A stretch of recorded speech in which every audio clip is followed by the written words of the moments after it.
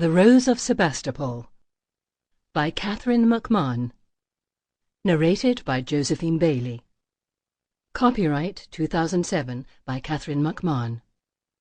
This unabridged audiobook is published by arrangement with G.P. Putnam Sons, a member of the Penguin Group, USA, Inc., and was produced in the year 2009 by Tantor Media, Incorporated, which holds the copyright thereto.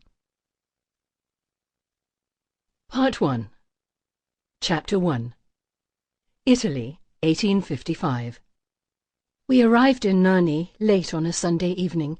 Although the door to the Hotel Fina was locked, the driver roused a servant who stumbled out with creasy shirt-tails, brought in our luggage, and showed us to a bedroom smelling of unwashed feet. Nora took away my cloak and bonnet, then I snuffed the candles and lay down. A man was shouting in the distance, perhaps the worse for drink. Instead of sleeping, I rode through the night as if still in a carriage, jolting over badly made roads across the plains of Italy. Eventually I heard a clock strike 5, and the rumble of a cart in the square outside, and I fell asleep to the sound of women's raised voices and the clash of a pail against stone.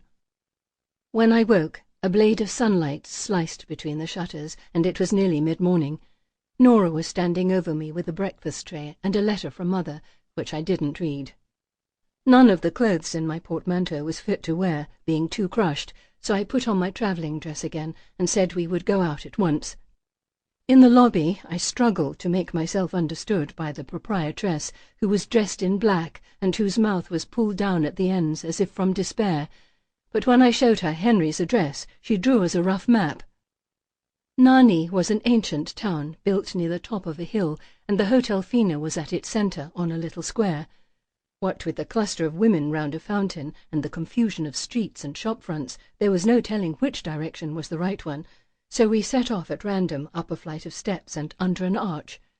The sun was very hot, the street oppressively narrow, and our travelling clothes too heavy, so we stopped under a shady porch while I consulted the map.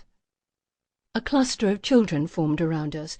I gave one the names: Via del Monte, Signora Critelli, and he set off back the way we'd come. We recrossed the little square, and this time plunged into a steep street with the houses built so close on either side I could almost touch them. Washing of the most intimate nature hung from balconies or were suspended like dingy carnival flags from wall to wall. I was surprised to find Henry lodging in such a poor quarter. Eventually the child paused in front of an open doorway where there was a smell of wet stone and flowers because someone had just watered a pot of narcissi. I hopped. Sample complete. Ready to continue?